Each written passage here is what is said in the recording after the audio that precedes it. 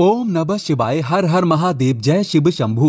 दोस्तों, सावन का पावन पवित्र महीना चल रहा है, जो कि 31 अगस्त को सावन का महीना समाप्त हो जाएगा। ऐसे में सावन के पवित्र समय में अगर आप इस एक वृक्ष को छू लेते हैं तो आपकी भक्ति और आपकी पूजा पाठ का फल कई लाख गुना आपको बढ़कर मिलेगा। रोग दोष, पितृदोष, मंगल दोष, शनि दोष, कर्ज दोष सभी से मुक्त हो जाओगे। भगवान शिव की कृपा अत्यधिक बरसेगी। ये वृक्ष अवश्य छुएं।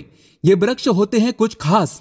इन वृक्षों को छूने से जो तीर्थों से लाभ मिलता है, यज्ञ, पूजा पाठ, गंगा स्नान आदि करने से जो फल मिलता है, मात्र इस एक वृक्ष को छूने से सब कुछ प्राप्त हो जाता है। आइए जानते हैं पवित्र पावन वृक्ष के बारे में वो हर एक बात जो आपको धनी बना देगी। दोस्तों, सावन के इस पवित्र महीने में एक बार अपने फायदे के लिए इस वीडियो को जरूर पूरा देखना और आपको वास्तव में समझ में आ जाएगा कि वास्तव में सावन के दिनों में इस एक वृक्ष को छूने से हमारी गरीबी मिटती है, भोलेनाथ की कृपा साक्षात बरसती है। दोस्तों, ये वृक्ष हमने भी छुआ है और हमें कई गुना लाभ हुआ था। इस बात का जिक्र शास्त्रों में मिलता है। मैं सारी जानकारी आपको इस वीडियो में बताऊंगा। वीडियो में कंटिन्यू बने रहना। देखिए, हमारे हिंदू धर्म में पेड़ पौधों को देवी देवता मान करके, पेड़ पौधों को देव स्वरूप मान करके हम इनकी पूजा करते हैं। भगवान श्री कृष्ण भी स्वयं गीता में कहे हैं, मैं वृक्षों में पीपल का वृक्ष हूँ, क्योंकि स्वयं पीपल के वृक्ष में भगवान विष्णु एवं माता लक्ष्मी जी निवास करती हैं। तो दोस्तों, वो वृक्ष कौन सा है, आइए जानते हैं। प्रथम वृक्ष है शमी का वृक्ष। शमी के वृक्ष के बारे में ध्यान से सुनिएगा। तो शमी का वृक्ष माता पार्वती के एवं भगवान भोलेनाथ जी का मिश्रित स्वरूप कहा जाता है। इसलिए दोस्तों, शमी के वृक्ष को उमा महेश्वर वृक्ष भी कहा जाता है। पूरे सावन भर शमी के वृक्ष पर माता पार्वती एवं भगवान भोलेनाथ जी का वास माना जाता है। सावन के महीने में गोधली बेला पर प्रदोष काल के समय, अर्थात दोस्तों जब ना ही दिन हो और ना ही रात, अर्थात संध्या काल के समय, तो इस वृक्ष को संध्या काल के समय में, गोधली बेला में या फिर प्रदोष समय में इस वृक्ष को छूने से पाप, दोष, कष्ट एवं परेशानियां केवल सावन के महीने में छूने मात्र से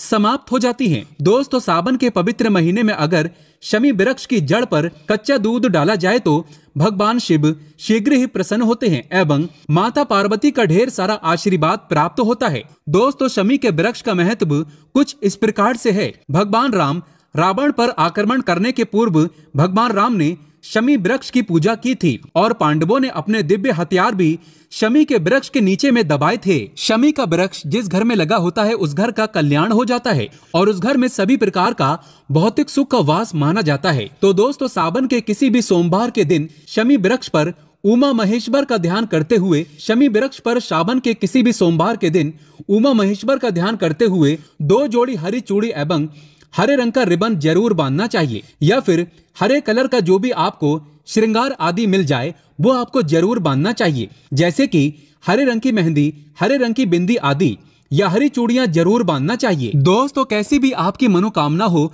वो एक ही बार में पूर्ण हो जाएगी, क्योंकि इस खास समय पर यानी सावन के समय में भगवान शिव खास तौर पर वास करने आते हैं धरती पर और शमी के वृक्ष में अस्थायी रूप से वास करते हैं। शमी का वृक्ष छूने मात्र से आपकी मनोकामना शीघ्र ही पूर्ण हो जाएगी। पूरे सावन भर अगर शमी के पत्ते अगर भोलेनाथ जी को उनके पूजा में चढ़ाते हैं तो इससे अष्टलक्ष्मी आपके घर में वास करती है। आपके घर में कैसी भी गरीबी हो, दरिद्रता हो, दुख हो, परेशानी हो, गरीबी हो, बीमारी हो, सब समाप्त हो जाती है और पूर्ण रूप से आपके घर में भौतिक सुख आकर के निवास करने लगते हैं। दोस्तों, दूसरा वृक्ष है धतूरे का वृक्ष। धतूरे का वृक्ष भगवान भोलेनाथ के उग्र रूप काल भैरव के अंश से उत्पन्न हुआ है। ऐसी मान्यता है कि शिवलिंग पर धतूरे के पत्ते या पुष्प फल चढ़ाने से राहु, केतु एवं शनि के कुप्रभाव समाप्त होते हैं। धतूरे के वृक्ष पर सावन के किसी भी सोमवार के दिन अगर 2 जोड़ा हरी चूड़ी बांधे तो शत्रुओं से छुटकारा मिलता है एवं शत्रुओं का सर्वनाश होता है। और दोस्तों, सावन सोमवार के दिन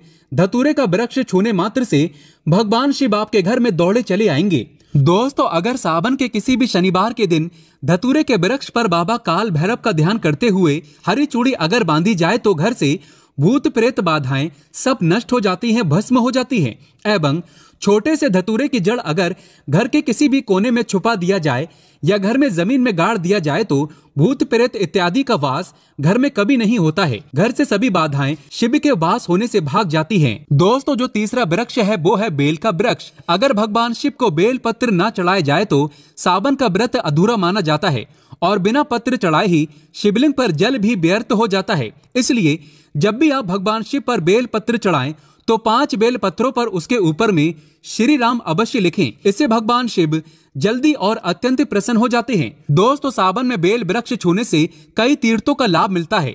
सावन में इस वृक्ष को क्यों छूना जरूरी है, आइए जानते हैं बेल वृक्ष की महिमा को। बेल के वृक्ष, मैं आप लोगों को कई बार कई कथा में बता चुका हूं कि ये जो बेल के वृक्ष हैं माता पार्वती के स्वरूप कहे गए हैं।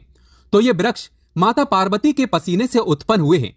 स्कंद पुराण में बहुत ही स्पष्ट तरीके से बताया गया है। इसके पत्ते में शिव और डाली में पार्वती, जड़ में ब्रह्मा एवं तन में विष्णु जी स्वयं रहते हैं। संध्या काल में ऐसा माना जाता है कि शिव मंदिर के समीप में जो बेल के वृक्ष हैं, इसके नीचे में अगर कोई भी व्यक्ति अगर सावन में शाम के समय, वैसे तो इसे डेली जलाना चाहिए, लेकिन अगर सावन के पावन दिनों में शाम के समय अगर भगवान शंकर जी का कोई भी शिव मंदिर है तो उसके किनारे में जो कोई बेल का वृक्ष हो, वहां पे बिल्कुल आप एक घी का दीपक जला दीजिए। इसे बहुत ही उत्तम कहे गए हैं। वैसे अगर आप घी का दीपक जलाते हैं तो आपको धन, गुण एवं परम शिव भक्त की प्राप्ति होती है। दोस्तों, इस वृक्ष को छूने से पाप तत्काल नष्ट हो जाते हैं। कैसा भी आपके जीवन में पाप हो, दूर हो जाते हैं। तो आपको करना क्या है, देखिए। जो बेल के वृक्ष हैं, इसे बहुत ही उत्तम कहे गए हैं। माता लक्ष्मी को भी बेल के वृक्ष का अवतार लेना पड़ा था। एक कथा के अनुसार इसके बारे में मैं एक कथा भी बता दूंगा कि क्यों माता लक्ष्मी को बेल के रूप में बेल के वृक्ष में अवतरित होना पड़ा था। मैं इसके बारे में भी एक कथा भी आपको बता दूंगा। तो आपको सावन के पवित्र दिनों में बेल के वृक्ष के नीचे हो सके तो घी का दीपक जरूर जलाइएगा। घी का दीपक बहुत ही उत्तम कहे गए हैं। अन्य वृक्षों को जैसे आपने मक्खन चढ़ाया, बताशे का भोग लगाया, बेल के वृक्ष को माता पार्वती तथा भगवान शंकर के स्वरूप ही कहेंगे। बेल की जो वृक्ष की जड़ होती है, इसके जो मूल भाग होते हैं, इसमें समस्त तीर्थ आकर के निवास करते हैं।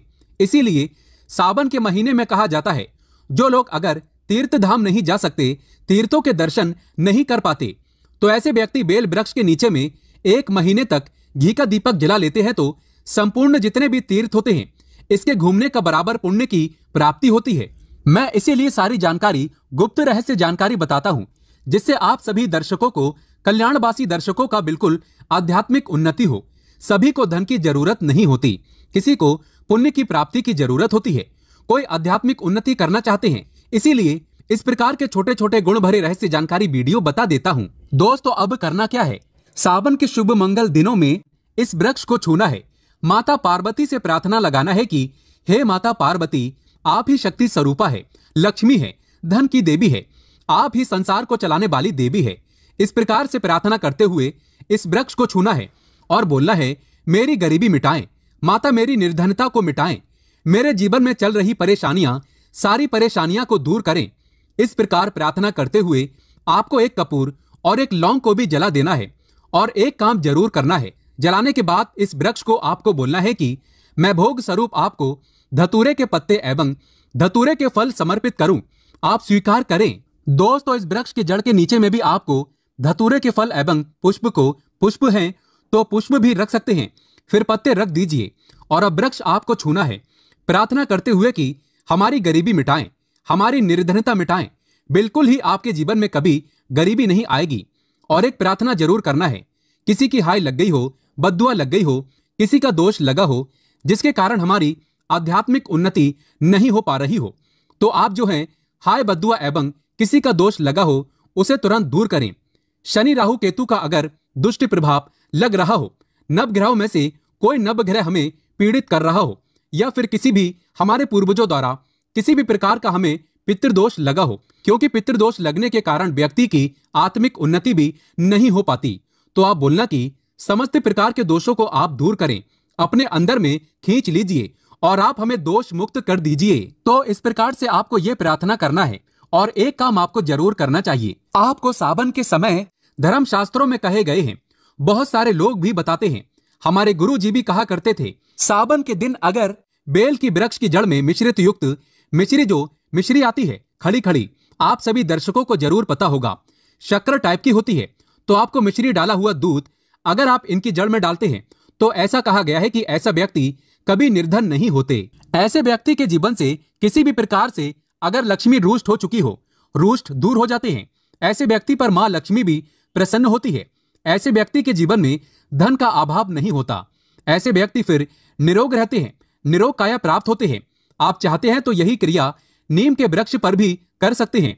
नीम के वृक्ष पर माता लक्ष्मी निवास करती है, समस्त देवी शक्ति निवास करते हैं। नीम के वृक्ष में अगर आप सावन के शुभ मंगल दिनों में आपको 1 गिलास या फिर 1 लोटे सामर्थ्य के अनुसार तांबे के लोटे में आपको दूध डाल करके इनके अंदर इन्हें अभिषेक करना चाहिए, इनकी जड़ में डालना चाहिए। लेकिन आपको मीठा दूध ही डालना है, मिश्री मिला हुआ दूध आपको चढ़ाना है, इनकी जड़ में डालना है और गरीबी मिटाने की प्रार्थना करना है।